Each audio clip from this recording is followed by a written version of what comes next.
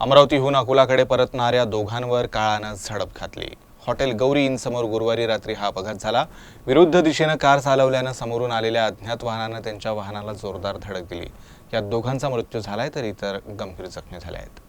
गुरुवारी रात्री 11 वाजताच्या सुमारास हा अपघात घडला। हॉटेल गौरी इन समोर हा कारचा भीषण अपघात झाला। प्लॉट खरेदी विक्रीचा व्यवहार करण्याकरता 5 जण अकोला येथून वॅगनआरनं अमरावतीत आले होते। काम झाल्यानंतर ते गौरी इन मध्ये जेवण करायला थांबले।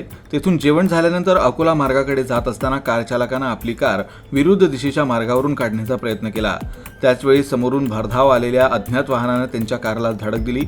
या भीषण अपघातात दोघांचा मृत्यू झाला। विजय मदनकर आणि नकुल तोडकर अशी मृतकांची नावं आहेत, तर इतर 3 जण जखमी झाले। अपघातानंतर रस्त्यावर वाहतूक कोंडी झाली होती। त्यानंतर क्रेनच्या सहाय्यानं वॅगनआर बाजूला करण्यात आली आणि वाहतूक सुरळीत करण्यात आली। नांदगाव पेठ आणि गाडगेनगर पोलीस तात्काळ घटनास्थळी पोहोचले। त्यांनी घटनेचा पंचनामा करून पुढील तपास सुरू केला आहे। दोन्ही मृतक अकोल्यातील एका राष्ट्रीय पक्षाचे पदाधिकारी असल्याची माहिती मिळाली आहे।